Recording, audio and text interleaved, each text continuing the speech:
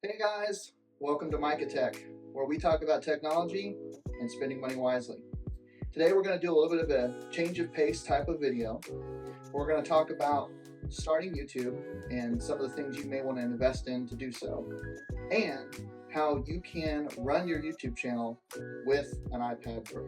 We'll start with the YouTube side and then we'll transition into the iPad side. We'll discuss things you may want to invest in, being frugal with your investments, software, etc. That way you guys, if anybody out there in my audience is thinking about starting a channel, can do the things that I have done in the last month, because I was encouraged to take the leap and I think you should too. So let's get started.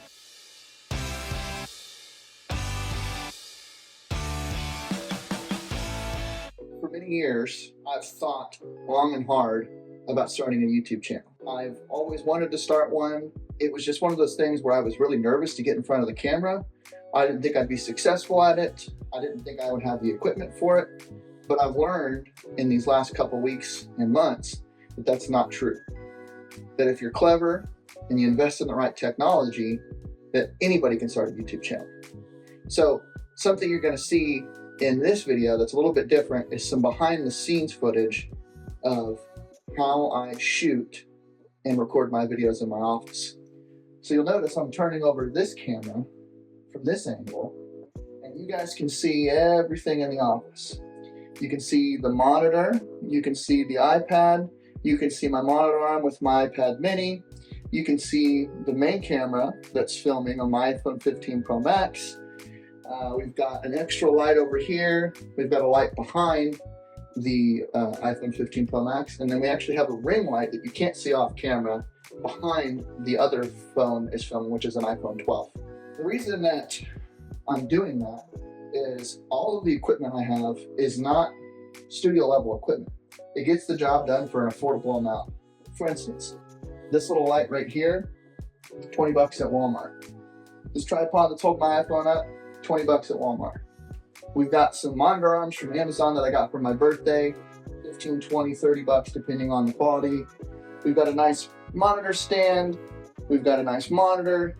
We've talked about this in the videos, that it doesn't take as much as you think to start a YouTube channel.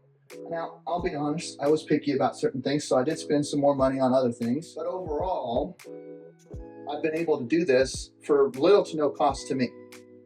Really, the biggest cost was the iPad Pro, and that's something I've had for 2 years and I've been slowly paying off in time. But if anybody's out there watching this and you see the way I have my room set up and you see how I've filmed my videos, how I've edited my videos, maybe you're a viewer from a month ago when I started and you've seen the growth that we've had just in a short period of time, you can do this too.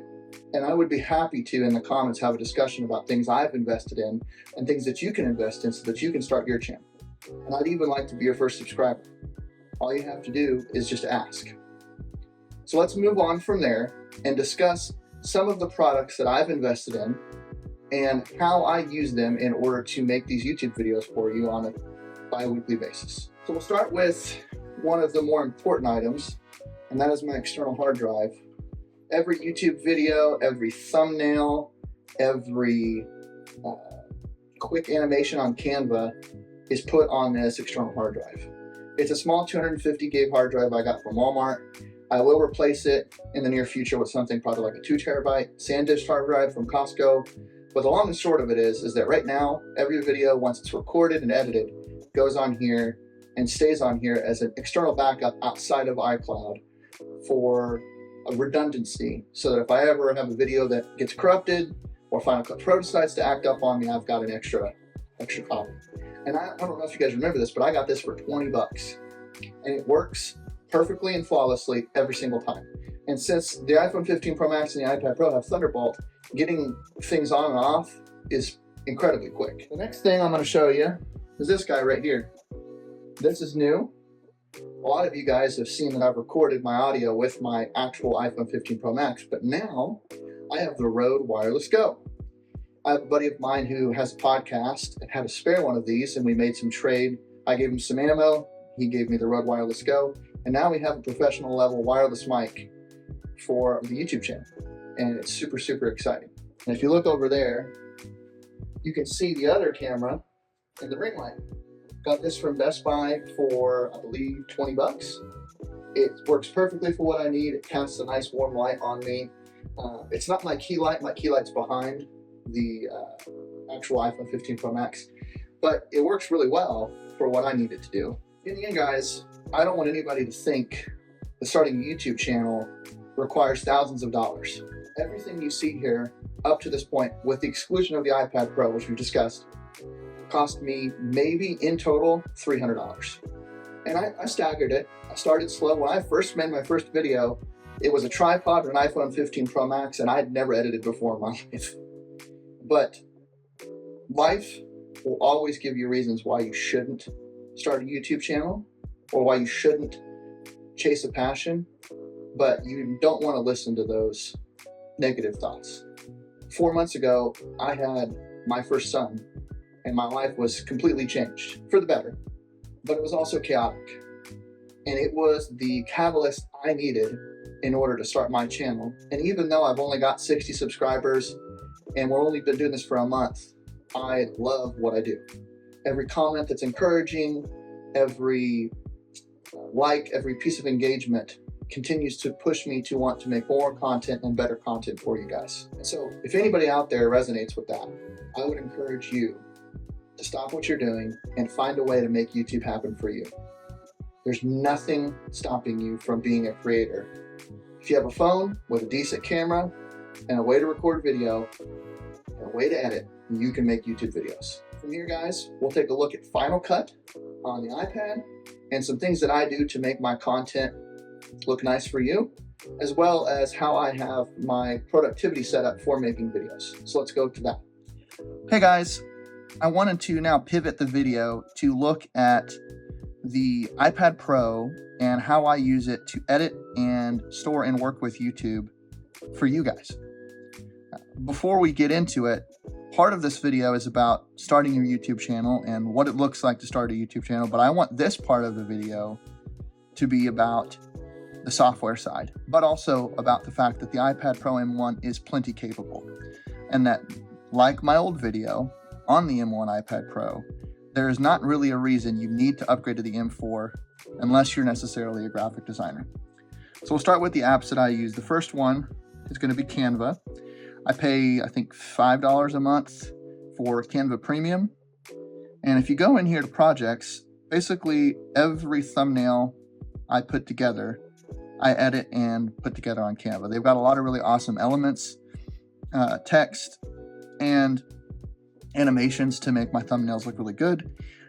It's super easy to work with. I can also make videos on here if I want to do quick snippets. So the intro to the channel is edited on this, and this is where I made it from. I recommend Canva for anybody who wants to start working on some basic graphic design, especially for YouTube. And they do have a free version.